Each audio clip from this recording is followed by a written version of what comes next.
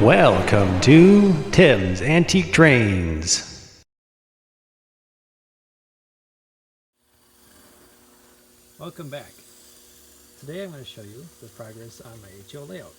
The track work is mostly complete, so I'll just give you a brief overview of what things are taking place here. I was going to show you some of the progress as I was laying the track and things, but I managed to delete those video project files altogether. So here we are. Alright, let's take a look. So starting in this corner, and we'll make our way around. I guess we'll go past the yard. I did end up getting a few trains out. My Tyco Santa Fe 5628s, I have a pair of them testing the tracks out.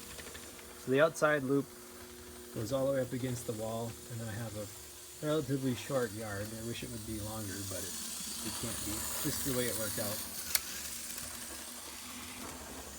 The outside loop uses 22-inch radius corners, and those happen to be nickel silver track. Everything else is brass, and everything on the layout is sectional track instead of flex. I was able to make it work that way, and I'm pretty happy about it.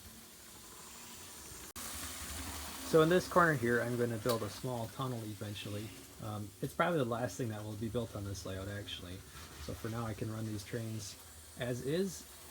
And let's see, we'll keep going down here. I still have to put away all the tools and things once the track is finalized, but the two main loops are nailed down, so that's pretty good.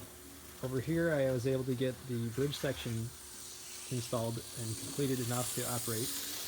The outside one is it's all plastic, but the track actually on the inside was soldered in place, so I was able to pop it off.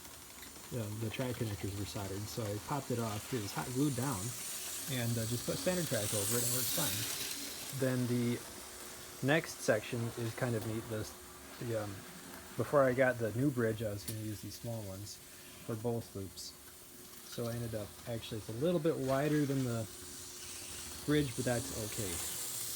Alright, so these outside two bridges are Tyco. This one's a Tyco bridge. The middle one is a lifelike bridge.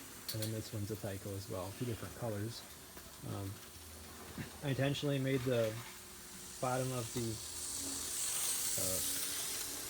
drop-down section lower than the supports for the trestles, and I was going to put styrofoam and make a little detailed seam, but for the time being this is going to work perfect. Here's another little neat thing. The track pieces are brass and happen to be made by the same manufacturer as the bridge. So this bridge has a Tyco piece of track in it. The middle trestle piece has a lifelike piece of track because it's a lifelike bridge, and then this one is a Tyco track section as well. So that's kind of totally random. Alright, we'll keep going around.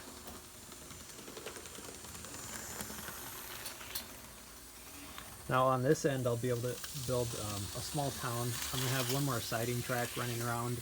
Probably on the inside it'll end up in there somewhere as well. Anyway, so we made it most of the way around.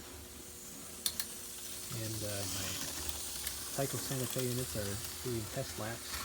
I also added a control panel board so that I can install switch controls and a place for the power packs. The wiring is yet to be completed, but I do have the outside loop wires are run. You can kind of see back here that they run back behind the shelf, and then there's 4 points for wire tie-in around the layout. For the size of this, that should be sufficient to keep the trains running at a smooth pace all the way around. Alright, that's it for today. Thanks for watching.